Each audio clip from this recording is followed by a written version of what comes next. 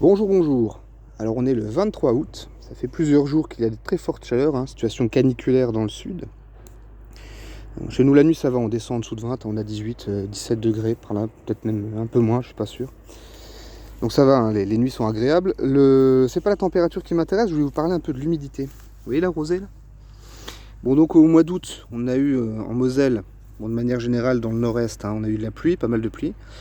Et vous voyez toute la rosée, le sol c'est littéralement gorgé d'eau. Il n'y a pas plu du tout depuis une semaine à peu près. Ouais, c'est ça, depuis une semaine, il n'y a pas plu. Et tout est encore complètement humide.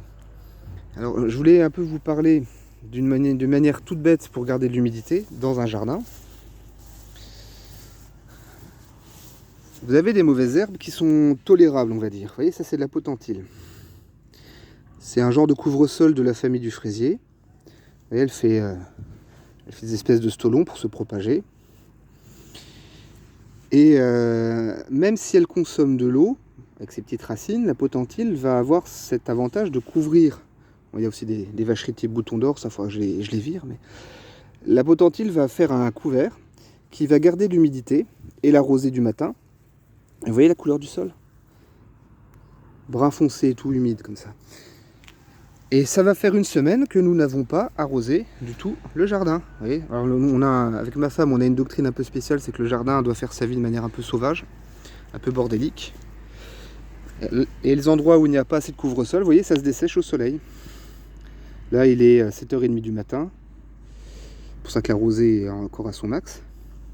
Donc vous avez des coins secs là où il n'y a pas de couvre-sol. Mais par contre, là où on a laissé les couvre-sols faire leur vie, vous voyez comme c'est humide.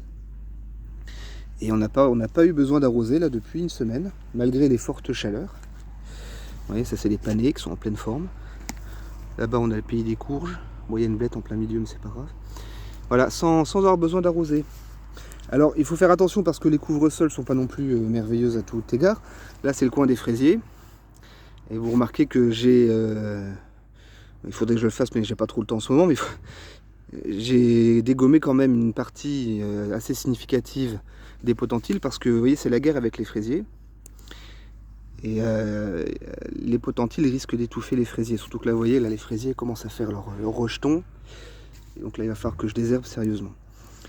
Mais voilà, les potentilles, les petites mauvaises herbes couvre-sol comme ça peuvent être du mouron aussi, ça peut éventuellement marcher. Ce genre de plantes peuvent vous permettre d'économiser de l'eau. Hein. Je vous dis, là, ça fait une semaine qu'on n'a pas eu besoin d'arroser littéralement. Donc c'est plutôt cool. Allez, bonne journée, à bientôt.